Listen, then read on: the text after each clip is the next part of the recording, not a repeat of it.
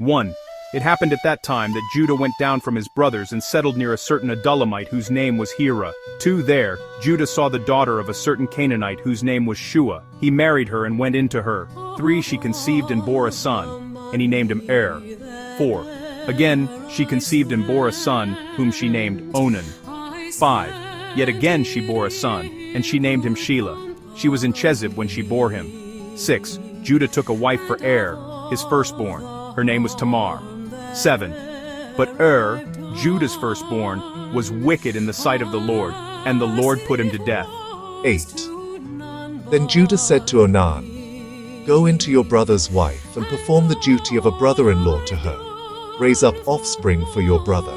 9.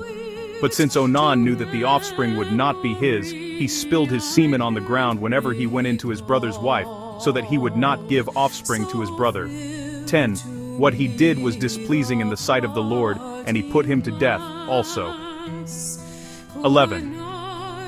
Then Judah said to his daughter-in-law Tamar, "Remain a widow in your father's house until my son Shelah grows up," for he feared that he too would die like his brothers.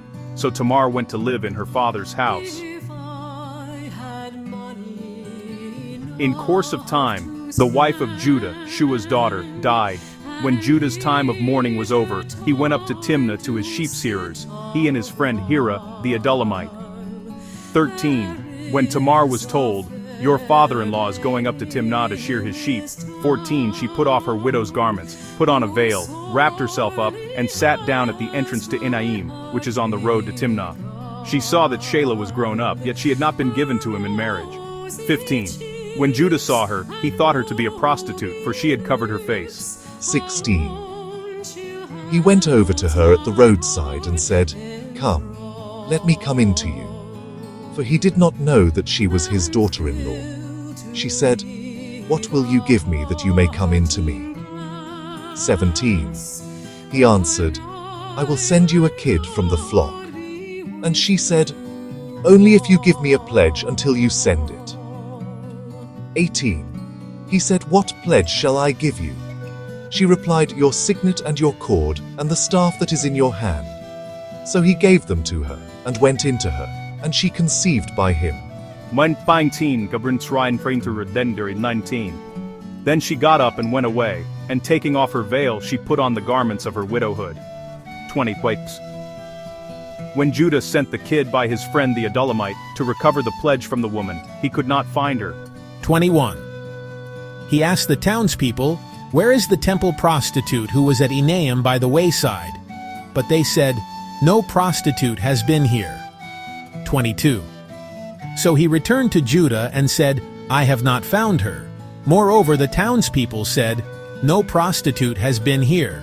23. Judah replied, "Let her keep the things as her own, otherwise we will be laughed at. You see, I sent this kid, and you could not find her."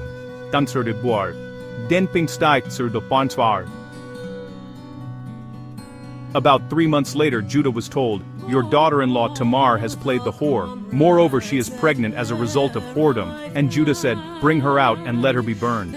25. As she was being brought out, she sent word to her father-in-law, "It was the owner of these who made me pregnant." And she said, "Take note, please, whose these are, the signet and the cord and the staff." 26. Then Judah acknowledged them and said, "She is more in the right than I, since I did not give her to my son Shelah." And he did not lie with her again. 27. When the time of her delivery came, there were twins in her womb. 28. While she was in labor, one put out a hand, and the midwife took and bound on his hand a crimson thread, saying, "This one came out first." I'll be 9 to read 29 Pastor Brian.